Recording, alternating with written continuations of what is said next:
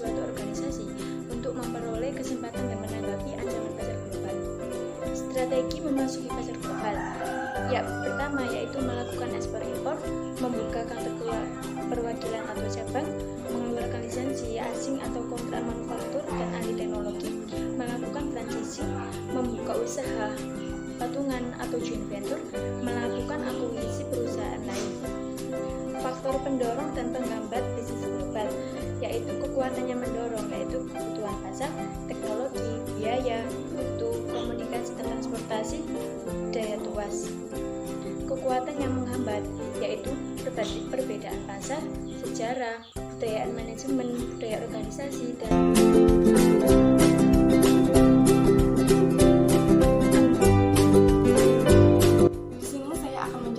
perdagangan luar negeri. Nah, perdagangan luar negeri bisa juga disebut sebagai perdagangan internasional. Apa sih perdagangan internasional itu?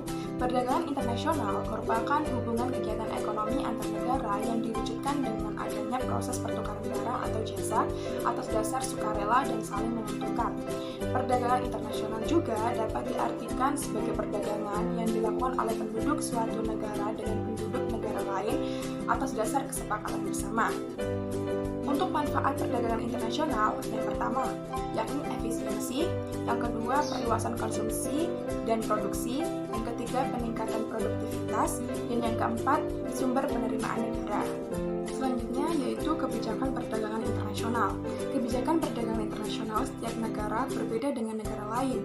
Nah, ada negara yang memilih untuk menjalankan kebijakan perdagangan bebas atau free trade, ada juga negara yang memilih untuk menjalankan kebijakan perdagangan proteksionis.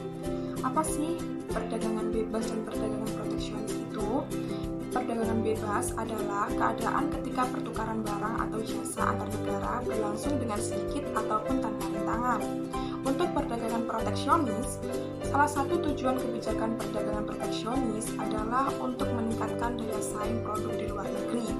Dalam kenyataannya, terdapat beberapa alat kebijakan perdagangan proteksionis yang digunakan oleh hampir semua negara.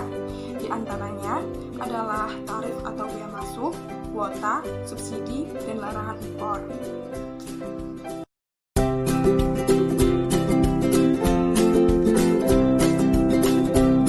Di sini saya akan menjelaskan tentang dampak positif dan negatif perdagangan internasional.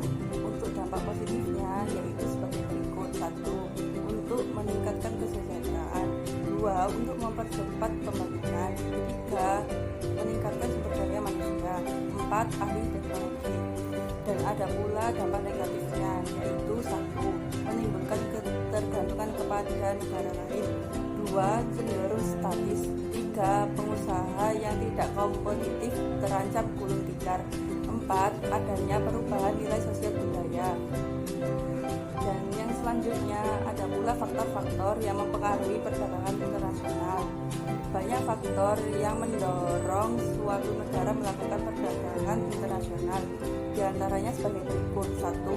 untuk memenuhi kebutuhan barang atau jasa dalam negeri, 2. keinginan memperoleh keuntungan dan meningkatkan pendapatan negara, 3. adanya perbedaan kemampuan penguasaan ilmu pengetahuan dan teknologi, 4. adanya kelebihan produk dalam negeri. Yang berikutnya yaitu faktor-faktor yang mempengaruhi perdagangan internasional.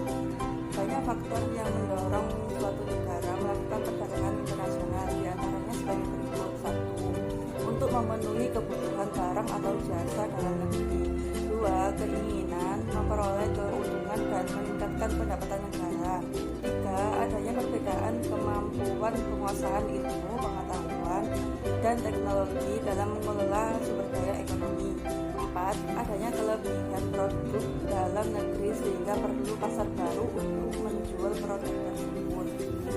Dan yang terakhir yaitu faktor-faktor yang mendorong terjadinya perdagangan antara negara. 1. keanekaragaman kondisi produksi. Keanekaragaman kondisi produksi merujuk kepada potensi faktor-faktor produksi yang dimiliki suatu negara. 2. penghematan biaya produksi atau spesialisasi. Perdagangan internasional memungkinkan suatu negara memproduksi barang dalam jumlah besar sehingga menghasilkan biaya produksi rata-rata yang semakin menurun ketika jumlah barang yang diproduksi semakin besar. Dan yang terakhir yaitu perbedaan selera. Sekalipun kondisi produksi di semua negara adalah sama,